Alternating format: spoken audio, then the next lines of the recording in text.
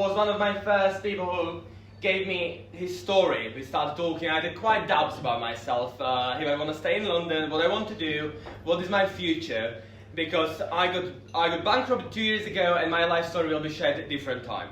But he helped me to get through that. At the similar age as I am, he got through the similar thing, doubting himself and finding the new ways and new career. So I wanted to share this story of his, which one I'll give him the speech and the word, and after I'll shut up, maybe. And then I want to share his story as the first one, because he was one of the first people who helped me to build this idea and get it all together. So I want to thank him personally. I have something small for you. Katie, would you bring it from my backpack, please? So, Julien doesn't drink. He doesn't drink at all. So all the time when we're going together, out and having a meeting or discussing something, or just being here on Friday night, this last time happened, he doesn't drink. So I'm ending up pissed as hell, and he don't do anything. So, because he's all the time ordering Coca-Cola, instead of a bottle of champagne, which one I would love to give it to him, I'm giving him this beautiful Coca-Cola for him that he can finally drink. Thank you. I appreciate it. Thank you. Pleasure. Now, word is yours, and I would like you to share your personal story and be loud. Okay, so first of all, thanks to you for having me tonight. Thanks to you all for being there with us. So my name is Julian Romano. I know a few faces here, but we never had the opportunity to talk really. So I'm an actor. I've been living here in London for 3 years now, a little bit more than 3 years. And Lukas was interesting with, my life story, because I used to be a tennis player. Used to be a tennis coach as well, and I quit everything at 28. And never really wanted to be an actor, to be honest with you. I never thought about it. I stayed a few months without doing anything after tennis. Was wondering what will be the next chapter of my life, and had a good friend of mine was on the tour with me, and she came with this funny idea every week, like, you should be an actor. And I used to make joke and fun of the time of myself and others when I was on the tournaments with my friend, but going to the next step and being an actor was something else, right? Yeah, but let's tell us, like, for example, about your early life. Like, where did you grow up? Where are you coming from? You're jumping straight away. Okay, I'm at my end of the life right now is what I have. End of the life. I'm very old. I'm very, very old. Thank you for that. So I'm born in Paris. I grew up between Germany, France, and Italy. My dad is Italian, my mom is French, and I have family, very close family in Germany. So I had the chance to travel a lot when I was very young, and discovered tennis at like 3 years old. Was the first toy I wanted to buy in a store, and I never left the racket since then. And yeah, what else do you want to know?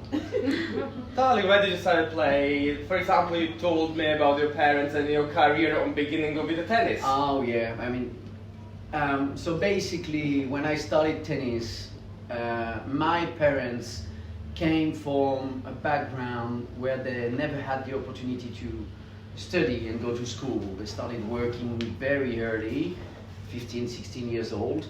And they wanted us, my sister and myself, to go to school and to study, so anything else on the side was just an accessory, right?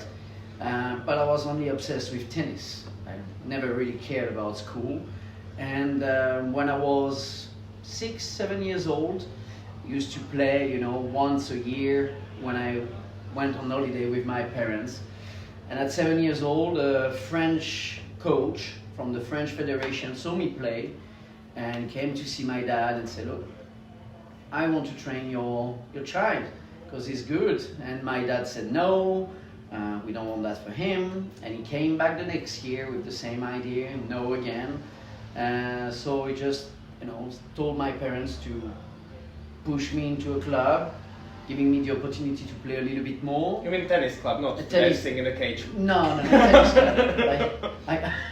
I hope you understood that. And no, basically, I never had really the chance to play tennis. Until 13, 14 years old, where I had the opportunity to just had a license in a club and played a little bit more regularly, but I was already 14, right? And at 16, I met a huge crisis, like teenagers one, and I put an ultimatum on my parents and said, look, it's tennis, so it's all I live. And then they found me a school, tennis school, where I met my future tennis coach. But I was like in a very, very advanced age in terms of tennis and competition. Because so what age normally you're starting with the tennis? Well, I mean, you start at the age where I started, basically like 3-4 years old, but you do tournaments around like 7-8 years old, you start at least, and you play regularly in a club, which I didn't. I started basically everything at 16, where pretty much everyone is already on the tour or knocking at the door. But yeah, I did my best, and my best ranking was 942 ATP Tour, so worldwide, which is good. Not too bad, at least. How many people play tennis here? Oh. 1, 2, 3. Oh. Lovely. So not many, so we have to explain more these kind of things. So yeah, because I have no idea. Well, even if you don't play tennis, I suppose that you follow Wimbledon or like the big tournaments, right?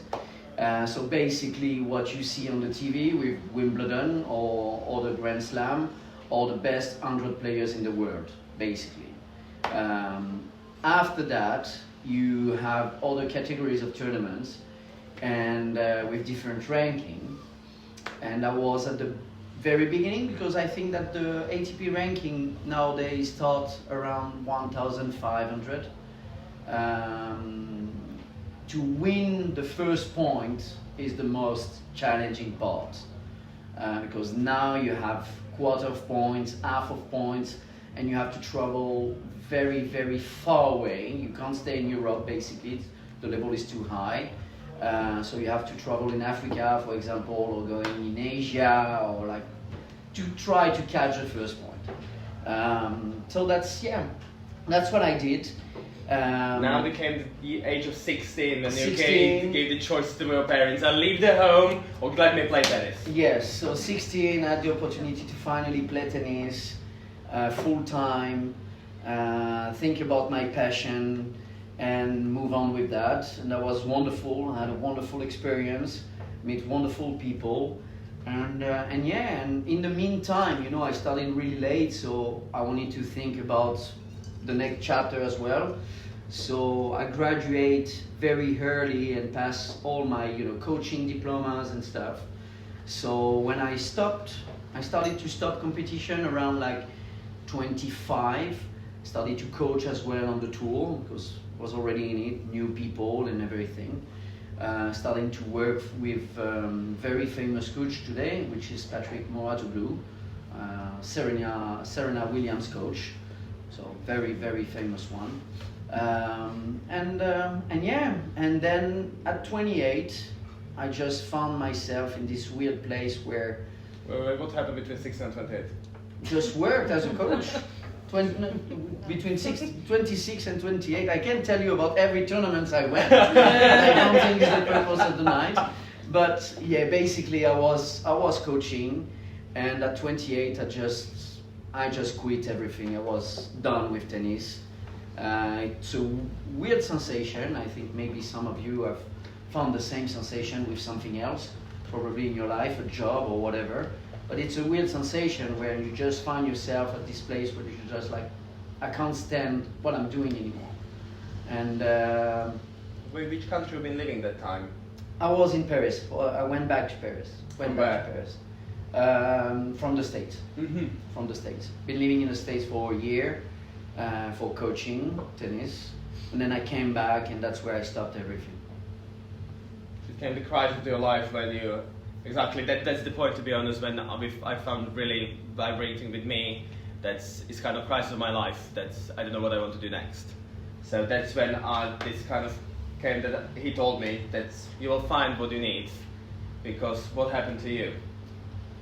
What happened to me, I had the chance to be surrounded first by good friends, which is very important. And this friend of mine came with this idea, like, you should be an actor. And for 6 months, to be honest with you guys, I just said, like, leave me alone. And probably in a way worse way than that. But yeah, and she insisted. She pushed me. And for 6 months, every week, she came back to me with this idea, like, you should give it a try. And after 6 months, one night, she knocked at my door and said, what are you doing? I said, I'm just like watching a movie. She said, okay, so tonight you don't have the choice, you just come with me. And she was taking acting classes at an amateur one times a week. So I went with her in this very little place in Paris. I remember that day all my life. Very small place, like 50 seats or something, very dark. And so they were working on a play already. And I was sitting at the second row, watching those people going on stage and, rehearsing their lines. And one lady came up with a text, and she just rehearsed the text, and the coach stopped her and gave her like some advices, directions, and that was exactly what I was thinking when I was watching her. And then she went back on stage and delivered the lines again, and I just realized the second time that I knew the lines already, just by listening to it. So I was hooked, obviously.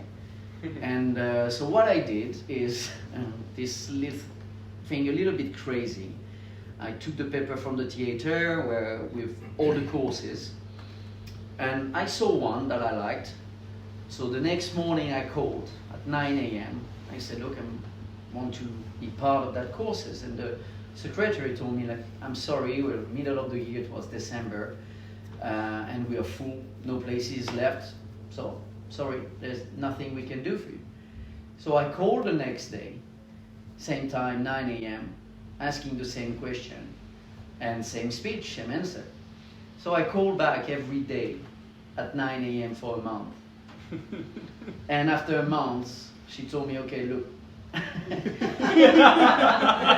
please stop calling and come on Monday. I don't know what we're gonna do with you, but just stop calling and come. So I show up, and everyone was looking at me like, oh my god, this is the weirdo, right? And I ended up taking part of the class, 4-hour class. I just loved it. And the coach came to see me at the end and said, so did you enjoy it? You had a good time? Blah, blah, blah. And I said, yeah, I loved it. I want to be part of it. Said, yeah, but we're middle of the year. It's like end of December. I already gave roles to the people, right, to the students, because we are working on a play, and I don't know what I can do for you. And I just looked straight at the guy and I said, give me a role. So he had this moment as well, where he tried to figure, like, to connect in his mind, and I think at that moment he knew I was completely fucked up and and oh my god, I need beep. But you need a little bit of craziness, right? And he gave me a role. Like, I think I had one line, to be honest. One line, and maybe he wrote it for me. I'm sorry, I was making fun of him. He was telling me this, like, have you been the tree in a bag like the kids? And your mommy was waving at you. It was something of the sort. It was something of the sort. Can't really remember, but yeah. And yeah. And so, but the thing is, like, even though I had one line to work on and nothing to do, basically, I just came every day, and I was there with them every day, watching people on stage, taking notes on my book, and just, working with them. And I don't remember why the play never happened. And he called me back 1 week after saying, look, I love your passion, I think you really have something. I have another play on the side that I'm working on with another troupe, and I may have a role for you. And that's how I got my first start on theater. So I never went to any theater school except from that month, that little part where I was working with the other students. And then, yeah, I had the first part with him on stage. What was it? It was for a play from Israel Horowitz called, oh my God. Something on the Roof? No, what was it? Smart. It was The Rats. The Rats. He's a famous writer. I don't know if any one of you heard about him. He's very famous. And yeah, the most famous one for him is The Indian Wants the Bronx, that Al Pacino played when he was really young. But yeah, and that was the start. That's how I started. What kind of role did you have? I had one of the lead in the play. Oh, lovely. Yeah, I had one of the lead. So because of your passion and going for your dream, which one you first denied any help? Yes. After you've been hooked, literally. Yes. And you ended up in the leading role. So there was a literally, what year was that? Like what? So it was 12 years ago. 12 years ago. I'm not going to be asking for your age. And, what was happening after? So you've been studying in Paris. You had your first leading role. Yeah. So what was that? What age have you been? Like 20, So I was 30? 29. Yeah, I was 29 at the time. Yeah. 29. What was next step to do? Like when you accomplish your first leading role? So after that, we had like a lot of people coming and watch the play. Had the opportunity to meet, another director that gave me another part in another play, and so on and so on. So career started finally. So that's how I started, and like I told you, I never went to any acting school, because the way I saw that job as well, for me since the beginning, is not something that I wanted, and I think you can learn as a class. To be honest with you, for me, it was always the job of life, the representation of life. Getting to know people for me was more important, and getting to know something else than tennis was more important than learning how to breathe and how to say a word or whatever. So because I never knew anything else than tennis in my life, I just thought that would be a good idea to do as many jobs as I could. So I did pretty much everything that's possible. From taking up the garbage in the streets. How was it dancing in a cage? Was really good. Good tips. Yeah, worked in the kitchen. Do you have any questions as well? If you have any questions, I'll interrupt. Yes, please interrupt me anytime. Like me. Luke, I've got a question. Sorry? If you could act in a film, who would be the director you would choose? Oh, Scorsese. Yeah. Okay. Yeah, So why? Why No would you choose? hesitation, but Yeah, top one on the list. Yeah, top one on the list. Well, because first of all, I grew up with movies like Taxi Driver, my favorite actor, or Al Pacino and De Niro. They played a lot with Scorsese. De Niro played a lot with Scorsese, and yeah, I think it's a kind of movie that we don't really do anymore today. Today we heard about Marvels and boom pam stuff, right? Superhero things, which is nice. I love it. I'm a fan, but I love Scorsese. Yeah, that would be the top one on the list. What would be the movie about, if you could pick? The first thing I think is like, and my friend were telling me like, telling that 10 minutes ago, it's like, playing a mafioso, I think, right? It's... Can you imagine him? Thank you. Wow, such confidence. But I love to play villains.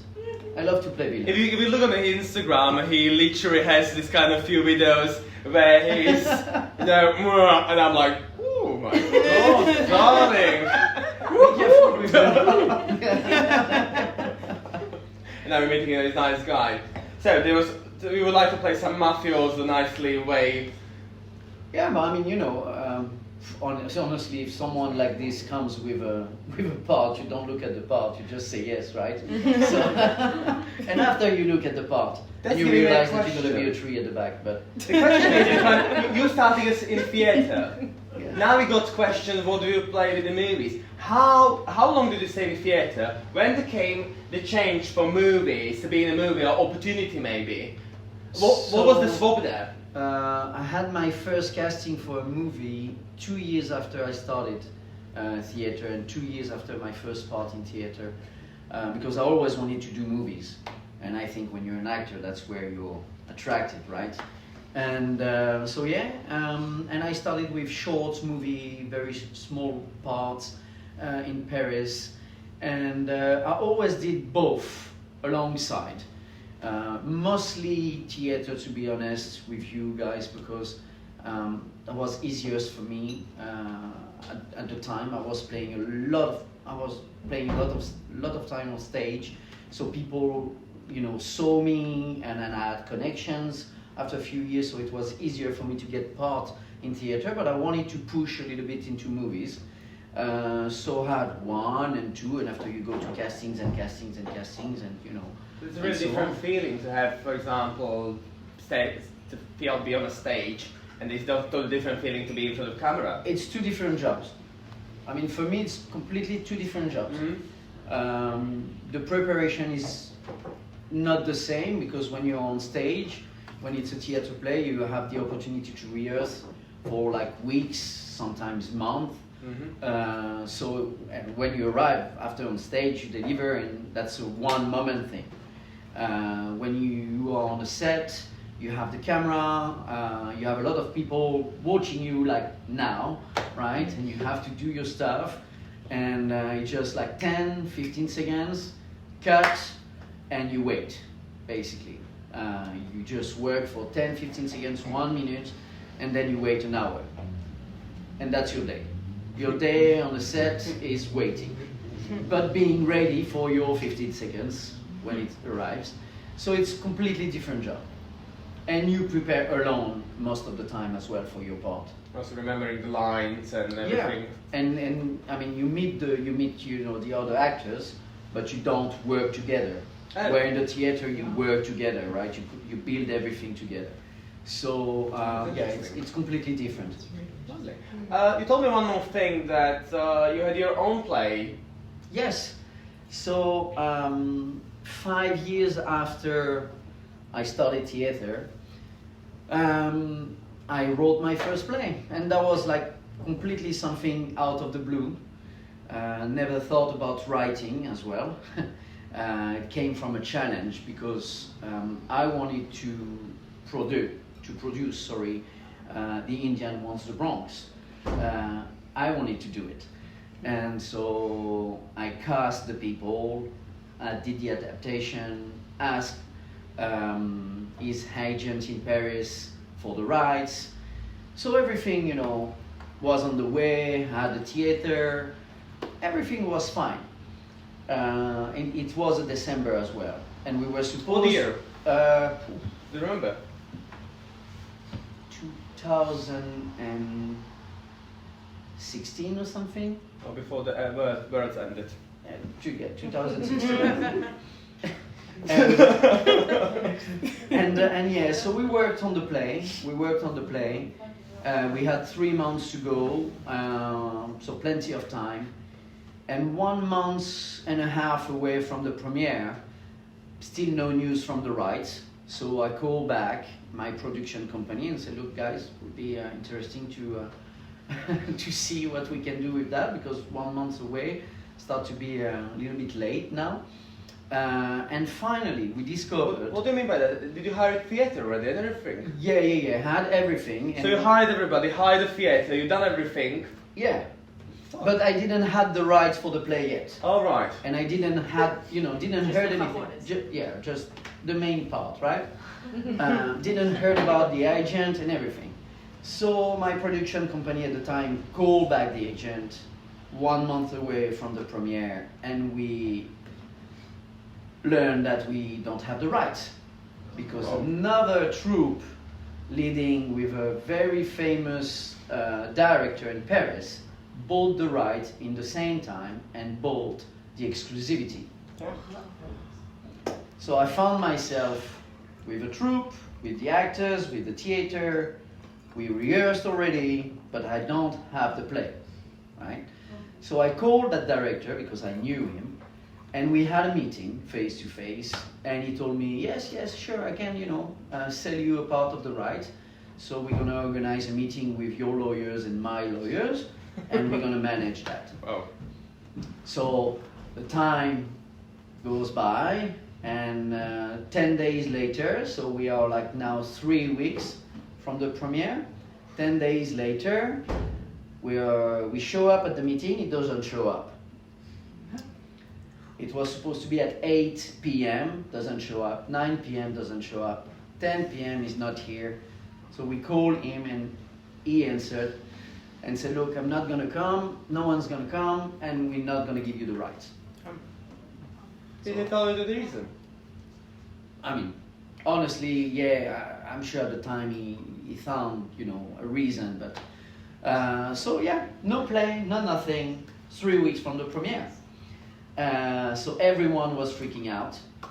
So it was around midnight, and the last shot for us, not losing everything, was for me to write a play, and that's how I came with that crazy idea.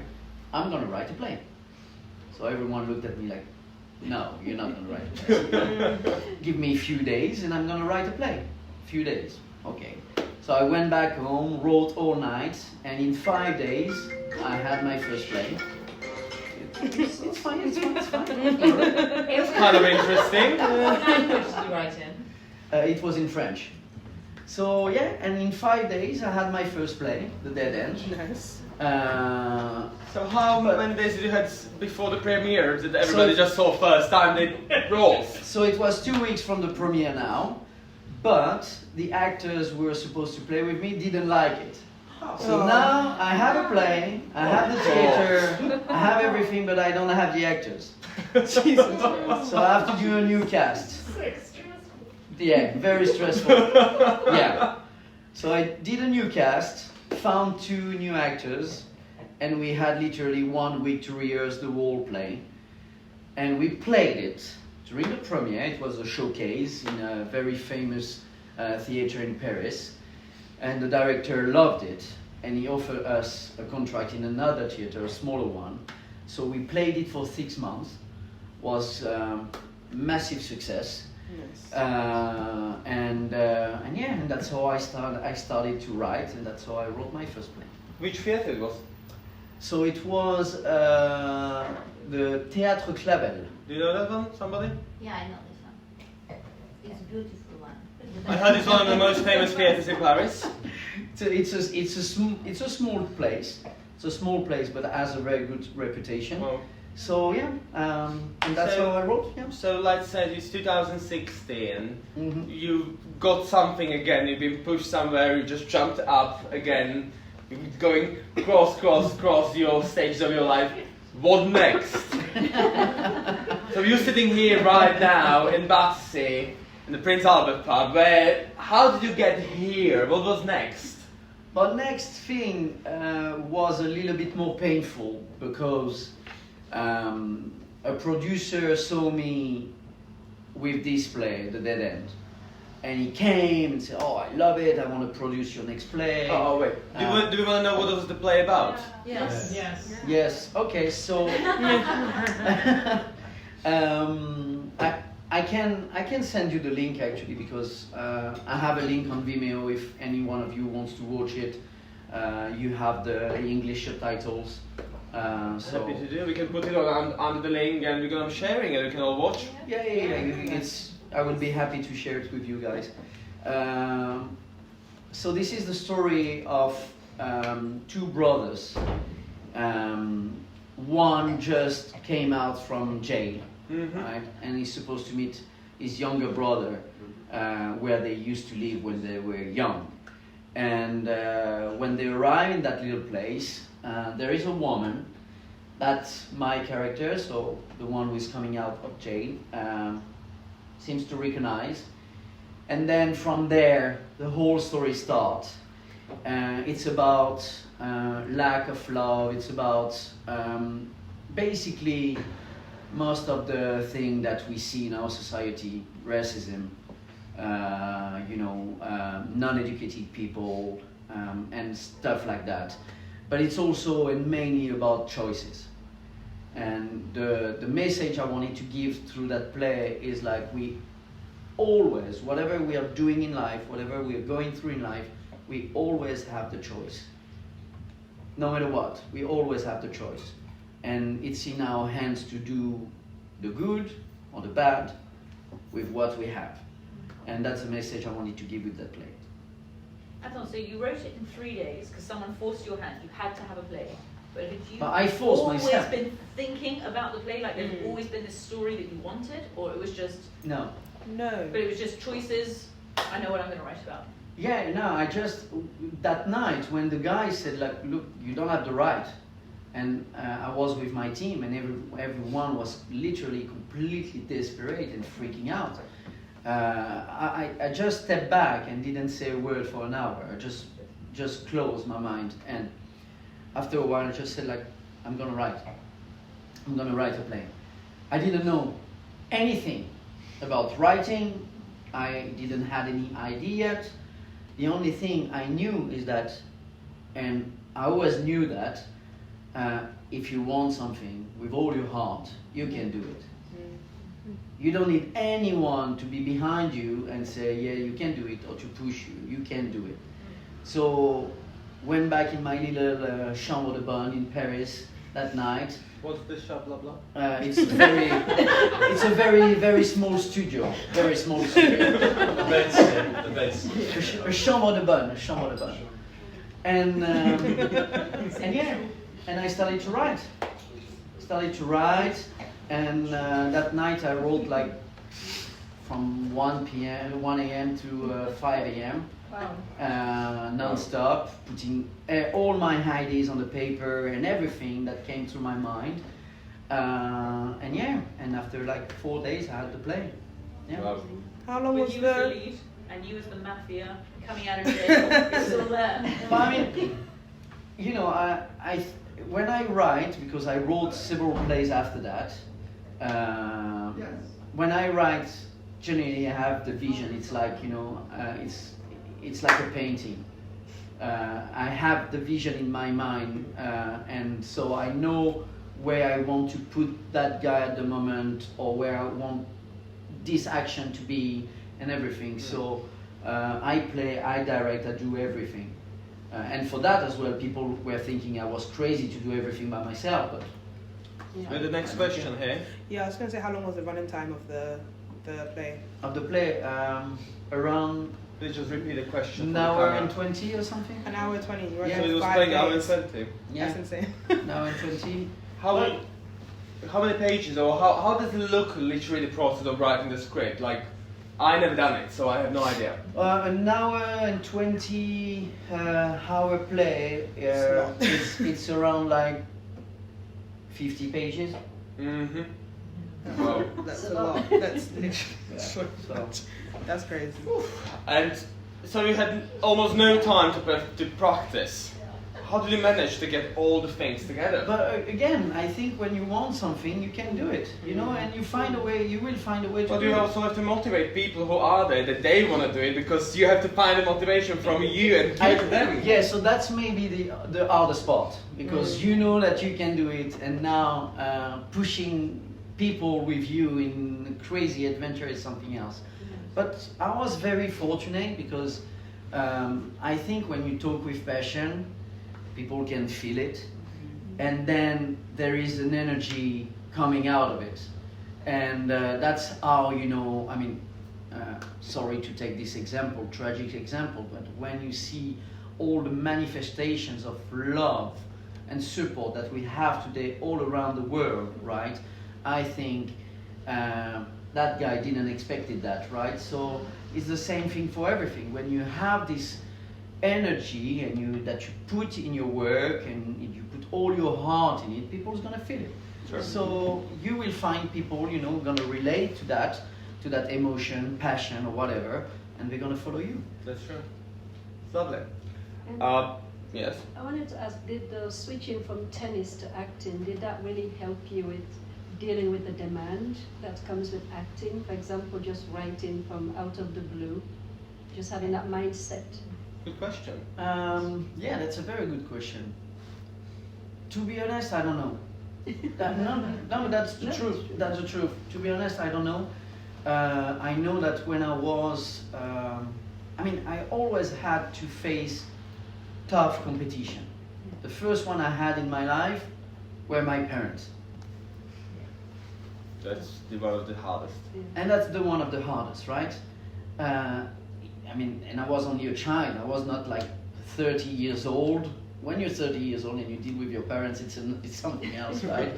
But when you're 16 or when you're a teenager, and after when I arrived in that tennis school and I wanted to be the best.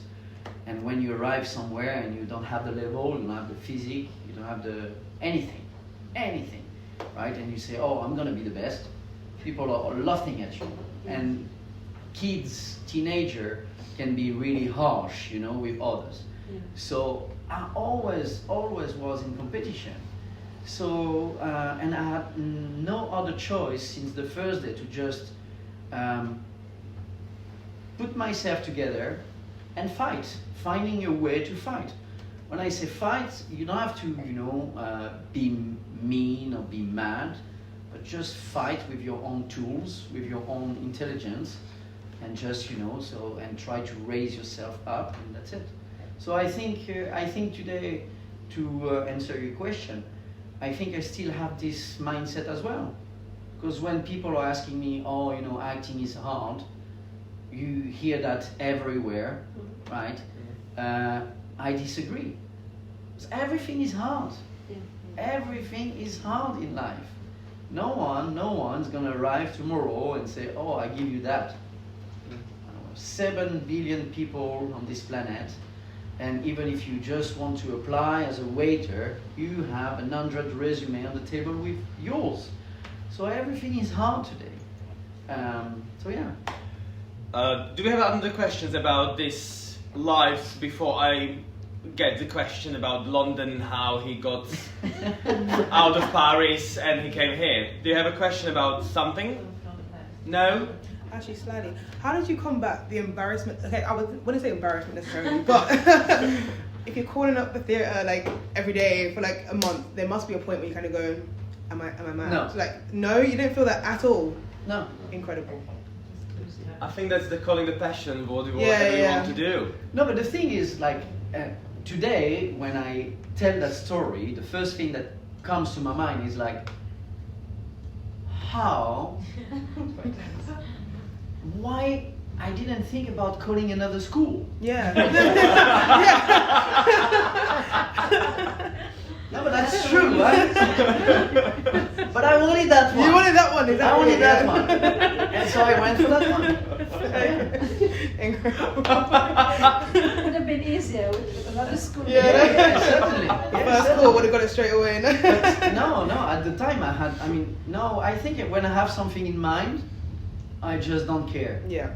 I just don't care. And you will always have people telling you that you're crazy, this is madness, or you're wrong. So if you start listening to those voices, that's the end of your world. Exactly. Okay. Do you think you obviously had that drive, giving your parents an ultimatum when you were 16, like whatever you're passionate about? Oh yeah. You've always had that? Oh yeah, I think so, yeah. Oh yeah. When I talked with my parents today, my dad told me the other day, you've always been a pain, right? So it's not something new. And we know that there is nothing we can do about it. So, because, Thank you. I'm just asking water for you. Oh, it's okay. Have a glass, thank you. Yeah? Have a glass, yeah. Okay. So, yeah. Sorry, you had a... Yeah. Sorry, just going back to your tennis career, and I think you're probably the age. Did you ever play or play with Richard Gasquet? So, Yes. I played with him, Yeah. but like as a sparring partner. Yeah. I played with in tournaments against Gaël Monfils. Okay. Oh, nice. Yeah, when he was at the time, Gaël Monfils was like 16 or 17. But yeah. Because Gasquet went through all his problems with the drugs and I mean- yeah. Yeah. Sorry. No. I mean, it's such a shame. Yeah. No, he was one of the most talented. I mean, Nadal never took a single set to him Yeah. since they were like 15 years old. Mm. Was beating him all the time, like no match. And then it switched because I mean I saw them, in many tournaments, and one was like, oh, I'm tired today. Can I rest? And the coach was like, yeah, of course, yeah, that's fine. You can rest. And the other one was like, oh, I'm tired, and he was just taking. yeah. His uncle was there, and he was just being beat up, and said, no, you stay on the court and you fight. And today you have the result, right? Yeah. So, I mean, I'm not saying that you have to kick some ass, with your children and everything, but I think if you want something, there is no many ways, especially if you want to be the best at something where the competition is tough. So, we are still in Paris on timeline. So yeah, we are still in Paris. Still. I wrote my first play. Yes, you did. Yes. We answered all the questions, maybe. Oh, no. And now, how did you get up here? So, It was a decision like where No. came the decision to move into London? Where it was like, because everything in your life was, I want to do that, I want to do that, I'll go even Yeah. through the wall. So I came from another challenge, which was This challenge, is somebody personally challenging you? no, it was so. I mean, to be honest, after the Deadend, I had a producer who came and wanted to produce my next play, and I had the opportunity to play in a very, very big theater in Paris. I had the contract and everything. I just needed the play, and I wanted to adapt Notre Dame de Paris. But make a very special adaptation. So I rewrote Notre Dame de Paris, proposed it to the theater, they loved it, so we signed a contract. We had 4 months of production in Paris, in this massive theater, TV commercial, everything was a massive budget compared to my £5,000 budget with the Deadend. It was a 100k budget. Massive budget. And then we start the play. Full, the opening nights, the 2 first week. We had some arguments with the producer regarding the prices and everything.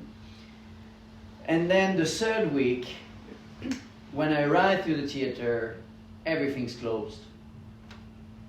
Calls and there is something wrong, it's closed. Oh, no, nothing wrong, we are not playing tonight. And it's over, there is no play anymore. Why? Yeah. So yeah, why? It's over. So I said, look, you're home now, I'm coming to yours. So I went to his flat, Paris, we had obviously a massive argument. And then after an hour, just look at me in the eyes and said, look, I lied to you from the beginning, I'm not a producer. What? Oh. Yes. I lied to you, I'm not a producer, and the money I put on the table, and he just took all the files, it's money that I borrowed to bank, Hey God. I don't even have the money, I'm not a producer, blah blah blah. So yeah. So that's insane. That's Is he still alive? I don't know. I have no idea, but that's completely insane. No, I think the question was if you have killed him.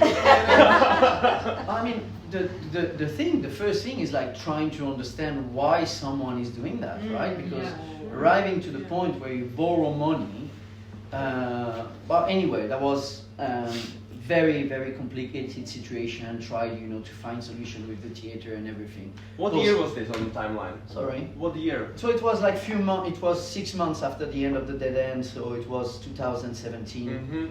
Mm-hmm. So yeah, I found myself with nothing. Oh. From a day to another, nothing. Lost everything. And a week after, my fiance at the time just kicked me out. So I lost everything in a week. I lost everything. Oh. So I found myself in the street with my 2 luggage, no job. Oh yeah, no job, no place to live, no nothing. And there was no question to go back to my parents or to say anything. I'm too proud for that. So I just called my best friend. Went to his flat and I lived with him for a month.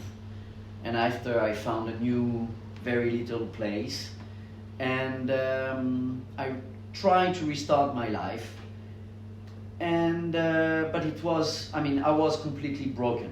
And I never thought I could be that damaged in my life. Arriving to the point. We barely talk about it, but arriving to the point where one night, coming from Nantes, a city in south of France, from a shooting, where I had an amazing time, I just wanted to end up my days. Yeah, I almost did it. Almost did it that night because it was like just too much. And I didn't. And just remember blackout, woke up the next day, and I wrote again. And I slept for the day, woke up the day after, and went through the notes I had, and I said, oh, might have something here.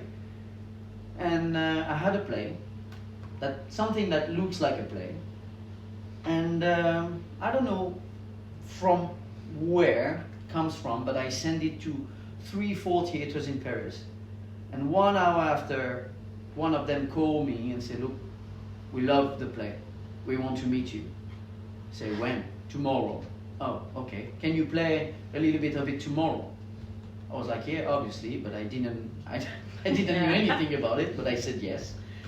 So the next, I learned the few lines I could, went the next day, and they loved it, and I signed a contract with them, play for 2 months. It was a monologue, 1 hour and a half monologue. Played it for 2 months in Paris. So one-man show? Yeah, one-man show. And after that, I decided that, okay, I think I'm done with Paris, I'm done with everything. I closed the chapter. And now it's start a new life and move on. So yeah. And at the time it was either going back to the States because I had connections over there and I liked the country. Or coming to London because I had friends who came to London. So I started to work, put some money aside and everything. And one day I had a call for a casting in London for a theatre play. So I came here, did the casting, did the audition, and the director called me back a week after and said, you got the part. So that's how I took my decision because I had the part in London. I said, okay, London it is. Oh, that's nice. And that's how I arrived in London.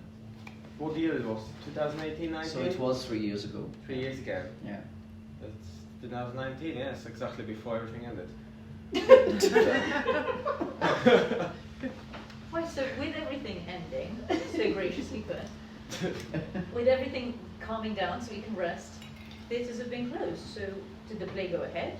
So, Good question. so we played the beginning of the year, so from January to March, Okay. so it was a very short period.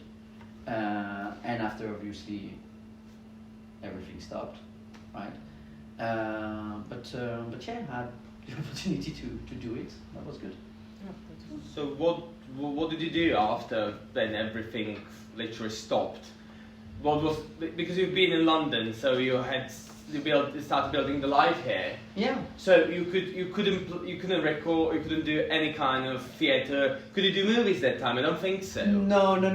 Obviously, for us, I mean, for everyone, it was a challenging time. I mean, it was crazy situation again, right?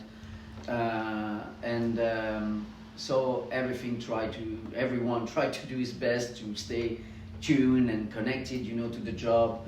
And I mean, the acting community was pretty active because we had like a lot of, workshop online with casting directors. It was really easy to meet the people that normally you can't meet. Casting directors and stuff. Everyone, organized meetings and Zoom calls and everything. So it was nice. It was entertaining in a way, and also necessary because that was a good opportunity to make connections. So you've been using the time for improving yourself, let's say this way. Like pretty much everyone, I guess, yeah. And I think so. You haven't been living in Battersea, or have you moved straight away here? No, so I moved in Battersea a little bit more than a year ago now, and I just love it. It's an amazing place to live. Okay, we'll get there, don't worry. So, let's talk about with the Battersea, because even the name of my project is with the Battersea. How, why, where, with who? Why here? Why Battersea? Literally, so many questions.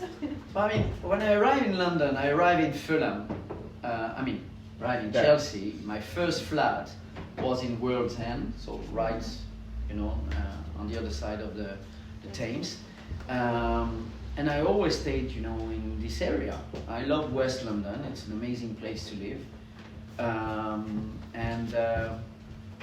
At the time, we moved to Battersea with a friend because I was just, fed up about living with flatmates that I didn't know at the time and everything, and I wanted something a little bit more personal. And we found this amazing flat, had the chance to get it, and that's how I arrived in Battersea. Lovely. Let me ask you 3 questions, which one I want to answer for. So, what is the favorite spot in Battersea? What's your favorite place to drink? If you don't drink, let's go out in Battersea. And obviously, what else I can ask? What is your favorite cafe? No, that's not fair. That's not fair because you know the answer. It's really going to be my house. Simple. So my favorite place for coffee is Suzette.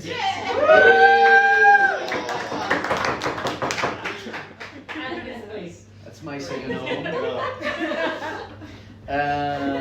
My favorite what? Spot. Like, what is the my favorite sport or Battersea's favorite sport? Because I think that was your real question. Yes. What is your favorite spot? Like, what is it? Where you feel that you feel the best in Battersea? Like, for example, somebody feels in a park because they love Battersea Park. Somebody loves to go somewhere else. Like, what is the most favorite place in Battersea? What do you have? Except Suzette, right? Except Suzette. And his house. My friend's house. My friend's house. I'm invited as well because it's so good. Everybody's welcome in our house. No, I mean, my favorite sport is still, tennis. Still tennis. Lovely. Will never change. And where are you going out? Like, if you go out here in Battersea, do you go out? Like, if you don't drink much? I know you don't drink. God. But I mean, I like this pub. Yeah, but you're here. That was my idea to be there. Oh, that's true. That was your idea. Because of him, we are here. Right. That's true. So yeah, no, I like this pub. I like, I like the square, right? So I like to go out and see a play now because we can. Finally. Right, we can go back to the cinema and stuff. So like pretty much everyone else. Lovely. Do you have any questions, Do you guys? play in Battersea, do you play tennis there? Because you have the tennis court. Do you practice there, or So, not really? You run away from it. I'm very fortunate to have a tennis court in my building. Oh, lucky you. Bushes. Wonderful. Yeah. And you play every day, or? Oh yeah. Okay, Yeah. so that's one of your Oh, routine still exercises. That's one of my routine exercises. Oh, Yeah. perfect. Oh, nice. Yeah. So every morning.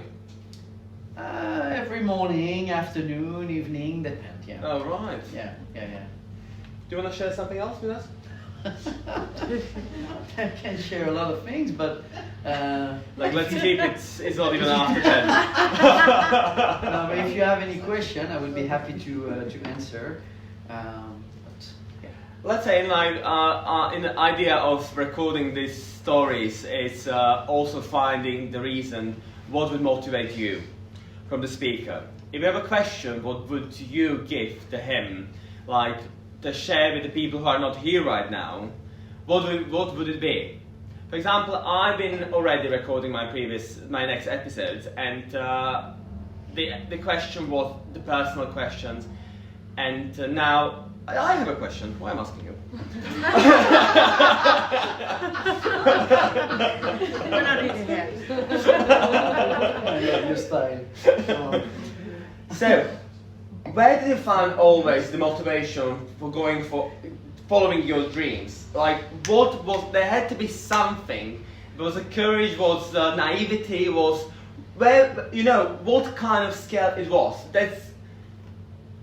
Did you want to become famous, rich? What? Do you understand my question, right? No.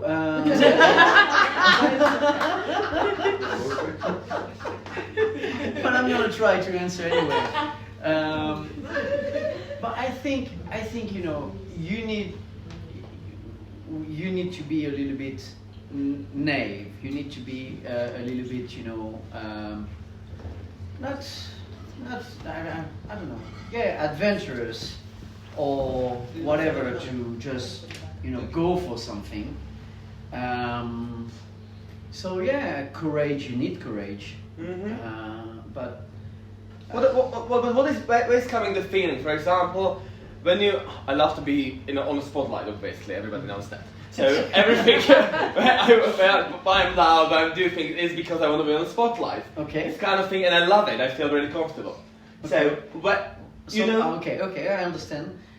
My motivation is and was always when I started acting to give something to the people. Mm-hmm.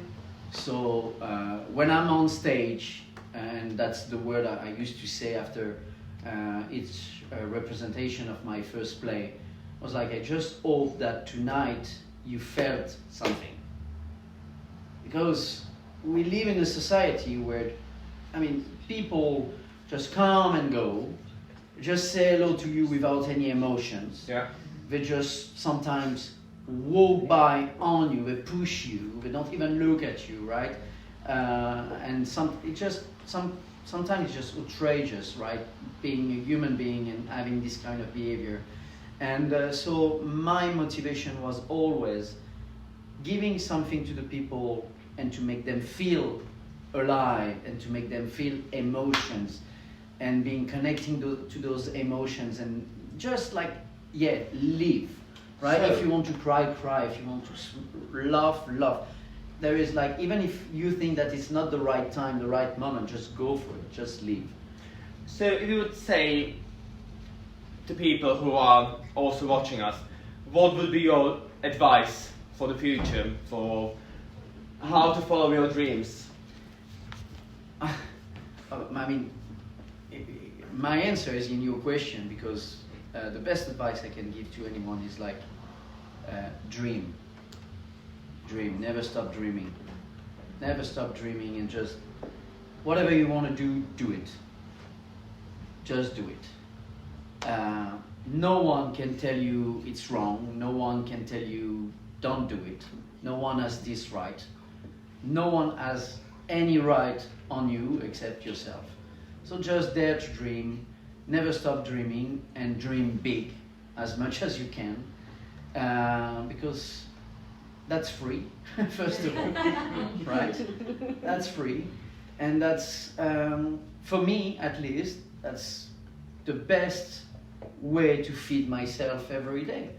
It's by dreams, just like I go to sleep at night, wake up in the middle of the night, and I wake up in the morning, starting my day, and just thinking about everything I want to achieve. And trying to, set up goals that gonna lead me to my dreams. That's nice. Just for the recording, I would like to thank you, and we're gonna be continuing our conversation and discussing. But I wanna pause the video right now. So thank you. Thank you, guys. And we are continuing without you because next time you can be part of this.